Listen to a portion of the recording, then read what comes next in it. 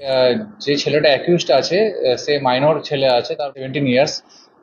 ওর বিরুদ্ধে একটা অ্যালিগেশন ছিল যে একটি মেয়ে একটা দেয় যে তার সাথে শারীরিকভাবে সম্পর্ক করে, এবং সম্পর্ক করে তাকে মিসইউজ করা হয় এবং তার পরিবারকে ভয় দেখানো হচ্ছে। তো সেই মেয়েটির লোকের কমপ্লেন উপর বেস করে একটি কেস, স্পেসিফিক কেস রিজু করা হয়েছে রেজিনগর থানায়, এবং যেটা পক্সো অ্যাক্টে রিজু হয়েছে এবং চাইল্ড ম্যারেজ প্রোহিবিশন অ্যাক্টের মধ্যে দেওয়া আছে।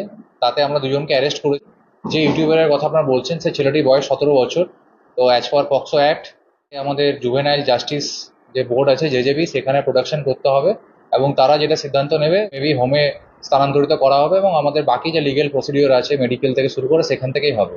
পিসি আমরা পিসি নিচ্ছি না, কারণ জুভেনাইলদের পিসি নেওয়া হয় না। অ্যাজ পার জেজেবি যেমন যেমন ইনস্ট্রাকশন দেবে আমরা সেই ইনস্ট্রাকশন মেনে চলবো।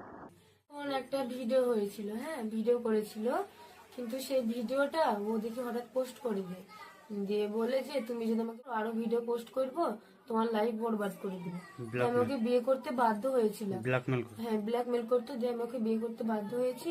ও ওইসব ভিডিও ভাইরাল করে এখনো আমার দিকে আর ফিরে তাকাচ্ছে না, এখন অন্য মেয়েদেরকে করে বেড়াচ্ছে। এখন তাহলে আমার লাইফটা কি হবে? এখন তো আমার পুরো জীবনটাই বরবাদ করে দিল, কি করবো আমি বলেন? কারণ আমার তো একটা লাইফ আছে, তাই না? আমি তো একটু বাঁচতে চাই। ওর জন্য যদি আমি মরে যাই তাহলে আমার আমার ফ্যামিলি তো আমার জন্য শেষ হয়ে যাবে, তাই না?